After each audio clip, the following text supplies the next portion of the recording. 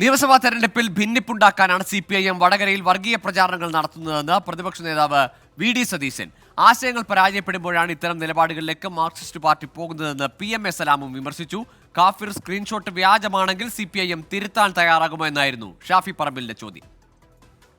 CPIM വർഗീയതയ്ക്കെതിരെ നാടൊരുമിക്കണം എന്ന മുദ്രാവാക്യവുമായാണ് വടകരയിൽ UDF RMP ജനകീയ ക്യാമ്പയിൻ നടത്തിയത്. ഷാഫി പറമ്പിലിനെ ലക്ഷ്യമിട്ടല്ല, അടുത്ത നിയമസഭാ തെരഞ്ഞെടുപ്പിൽ തോൽവി ഭയന്നാണ് വടകരയിൽ CPIM വർഗീയ പ്രചാരണം നടത്തുന്നതെന്ന് പ്രതിപക്ഷ നേതാവ് VD സതീശൻ. വർഗീയ വിഭജനമുണ്ടാക്കി ആളുകളെ രണ്ട് ചേരിയിലാക്കി അതിൽ നിന്ന് രാഷ്ട്രീയ മുതലെടുപ്പ് നടത്താൻ എല്ലാ പ്രസംഗങ്ങളും അത് തന്നെയാണ്.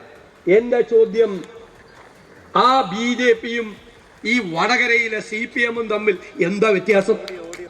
രണ്ടുപേരും വർഗീയ ധ്രുവീകരണം ഉണ്ടാക്കി അതിൽ നിന്ന് ലാഭം ഉണ്ടാക്കാൻ ശ്രമിക്കും. കാഫിർ സ്ക്രീൻഷോട്ട് വ്യാജമാണെങ്കിൽ CPIM തിരുത്താൻ തയ്യാറാകുമോ എന്നായിരുന്നു ഷാഫി പറമ്പിലിന്റെ ചോദ്യം.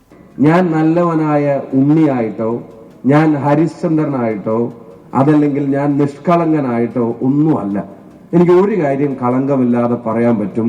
എനിക്ക് വർഗീയത പറഞ്ഞൊരു തെരഞ്ഞെടുപ്പിൽ ജയിക്കുന്നതിനേക്കാളും ഇഷ്ടം 100 തെരഞ്ഞെടുപ്പിൽ തോൽക്കുന്നതാണ് എന്നുള്ളത് ഞാൻ ഇവിടെ പറയാൻ ആഗ്രഹിക്കുക. ആശയങ്ങൾ പരാജയപ്പെടുമ്പോഴാണ് CPIM ഇത്തരം നിലപാടുകളിലേക്ക് പോകുന്നതെന്നായിരുന്നു മുസ്ലിം ലീഗ് സംസ്ഥാന ജനറൽ സെക്രട്ടറി PM സലാമിന്റെ വിമർശനം. മുഖ്യമന്ത്രിയുടെ വിദേശയാത്രയ്ക്കെതിരെയും കടുത്ത ഭാഷയിൽ വിമർശനം.